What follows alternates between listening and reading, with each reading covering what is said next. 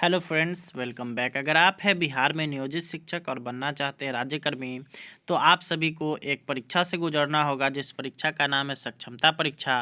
और सक्षमता परीक्षा में आप लोग को फॉर्म अप्लाई यानी कि फॉर्म भरने से पहले कौन कौन सा सर्टिफिकेट चाहिए उसका यहाँ पे लिस्ट आ चुका है।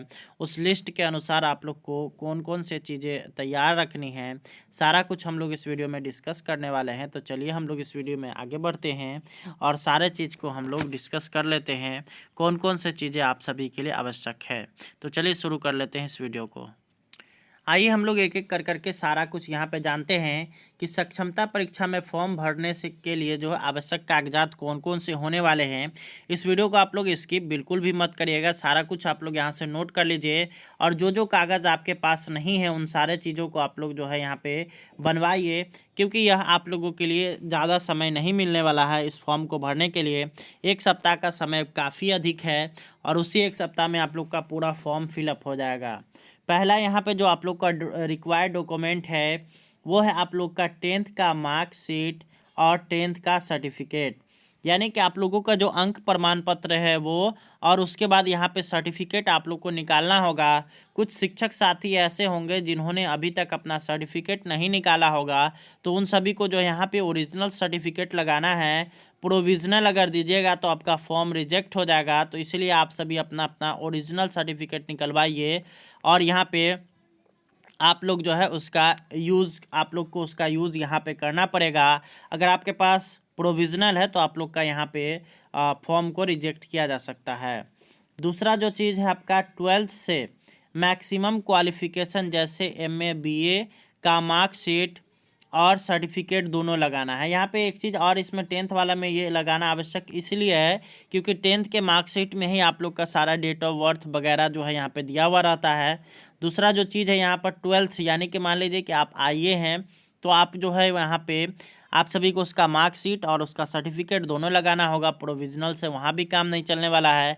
अगर आपने बीए कर रखा है तो यहाँ पे इंटर का भी आपको लगेगा मार्कशीट और आप लोग को जो सर्टिफिकेट, और बीए कर रखा है तो बीए का भी जो आप लोग को मार्कशीट होगा, फाइनल मार्कशीट, और साथ ही साथ फाइनल जो सर्टिफिकेट दिया गया है वो। अगर आप लोगों ने एमए कर रखा है तो आप लोग का जो उसका मार्कशीट और सर्टिफिकेट है उसको भी आप लोग को यहाँ पे लगाना होगा।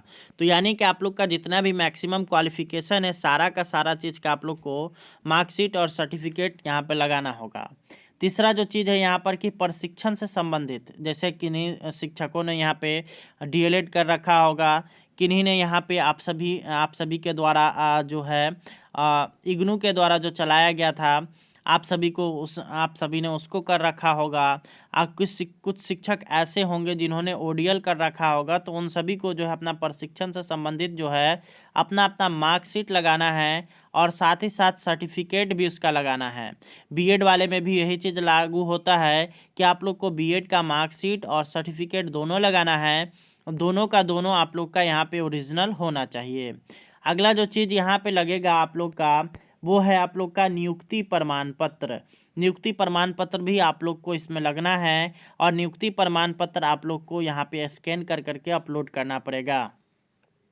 इसके बाद सबसे महत्वपूर्ण चीज़ जो आप लोग का कागज़ है वो है आप लोग का आधार कार्ड। आधार कार्ड आप लोग का 100% लगेगा, ये आप लोगों के पास होना चाहिए। अब यहाँ पे अब हम लोगों ने 5 सर्टिफिकेट देखा जिसमें 10th मार्कशीट और सर्टिफिकेट हो गया। 12th का से लेकर के मैक्सिमम क्वालिफिकेशन जैसे बीए एमए तक अगर आप लोगों ने कर रखा तो उसका मार्कशीट और सर्टिफिकेट दोनों लगेगा। उसके बाद प्रशिक्षण से संबंधित आपका मार्कशीट और सर्टिफिकेट दोनों लगना है। उसके बाद नियुक्ति प्रमाण पत्र, ये 4 चीज़ हम लोगों ने देख लिया। 5वां आप लोग का आधार कार्ड, ये आप लोगों के पास मौजूद होगा।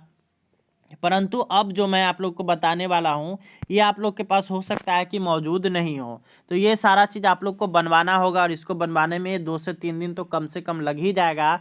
तो ये आप लोग को अभी बनवा लेना चाहिए, जिसमें सबसे पहले आता है आप लोग का आवासीय प्रमाण पत्र। आप लोग जहाँ पे रह रहे हैं, आपका जो रेसिडेंस है उसके लिए यहाँ पे आप लोग को एक आवासीय प्रमाण पत्र बनाना होगा और उसको भी यहाँ पे आप लोग को अपलोड करना होगा। यह इसलिए भी आवश्यक है क्योंकि अब बिना आवासीय प्रमाण पत्र का आपका फॉर्म फिलअप नहीं होगा। और आवासीय जो प्रमाण पत्र होता है वो सभी कास्ट कैटेगरी के लिए होता है, जनरल हो, ओबीसी हो SC हो, ST हो, सभी के लिए यहाँ पे आवासीय प्रमाण पत्र उनको लगाना आवश्यक है। और अगर वो जो है यहाँ पे आवासीय प्रमाण पत्र नहीं लगाते हैं तो उनका फॉर्म रिजेक्ट हो सकता है। इसके बाद अगला जो आता है 7वां जो यहाँ पे डॉक्यूमेंट आप लोग को लगने वाला है वो है जाति प्रमाण पत्र। तो वैसे यहाँ पे शिक्षक साथी जो कि यहाँ पे OBC कैटेगरी में आते हैं या यहाँ पे जो है SC ST में आते हैं तो उन सभी के लिए यहाँ पे जाति का प्रमाण पत्र देना होगा। जनरल वाले को यहाँ पे जाति प्रमाण पत्र देने की आवश्यकता नहीं है। जैसे ही वो जनरल लिखेंगे तो उनका यहाँ पे जाति देने की आवश्यकता नहीं है। परंतु अगर आप लोग को जाति का जो है यहाँ पे लाभ लेना है और आप लोग का अपना जो है यहाँ पे पासिंग मार्क्स कम करवाना है तो जाति प्रमाण पत्र देना होगा। और ये जो जाति प्रमाण पत्र होगा इसको भी बनाने में 1 से 2 दिन कम से कम लगना ही वाला है, ठीक है। अब अगला यहाँ पर आता है पासपोर्ट साइज़ का फ़ोटो। ये आप लोग को अपने पास रख लेना है। ये जो फ़ोटो है आप लोग को अभी बनवा लेना चाहिए क्योंकि बाद में हड़बड़ी में यहाँ पे हो सकता है कि दिक्कत हो जाए। जाति प्रमाण पत्र में ही एक चीज़ आता है कि OBC का जो है वो नॉन क्रीमी लेयर जो है यहाँ पे उनको सर्टिफिकेट बनवाना होगा। और नॉन क्रीमी लेयर जो सर्टिफिकेट होगा वो यहाँ पे उन सभी वो 2 जाति होते हैं जिसमें होता है आपका OBC आते हैं। OBC में 2 कास्ट बांटा गया है, BC और EBC, ठीक है।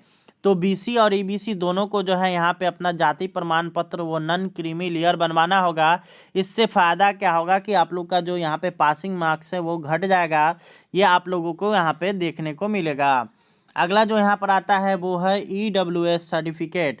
तो EWS सर्टिफिकेट भी आप लोग को बनवाना होगा। और EWS सर्टिफिकेट जो बनता है वो जनरल कैटेगरी के जितने भी लोग होते हैं उनके लिए, और जनरल कैटेगरी में भी जिनका आय जो है वो 8 लाख से कम होता है उन सभी का EWS सर्टिफिकेट बनता है। और ये जो है आप सभी को पासिंग मार्क्स को कम कराने में काम करेगा। और साथ ही साथ यहाँ पे आपको जो पेमेंट करना है फॉर्म भरने समय उसमें भी यहाँ पे इसमें कुछ राशि की छूट मिलेगी। उसी तरह से आप अगर जाति अगर बनवाते हैं जाति प्रमाण पत्र, आप अगर OBC कैटेगरी के हैं तो आप सभी को यहाँ पे राशि में भी छूट मिलेगा। उसके बाद दिव्यांगता प्रमाण पत्र की अगर बात कर लीजिएगा तो वैसे शिक्षक साथी जो कि दिव्यांग है, विकलांग है, तो उन सभी को अपना दिव्यांगता प्रमाण पत्र जो है यहाँ पे लगाना पड़ेगा।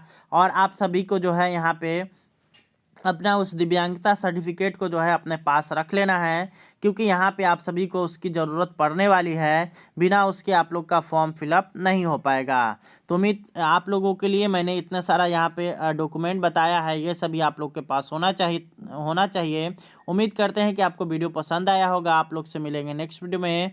तब तक के लिए इसी तरह से हमारे चैनल पर बने हुए रहें और इस वीडियो को ज़्यादा से ज़्यादा लोगों के बीच शेयर करें ताकि उनको इसके विषय में जानकारी मिल सके।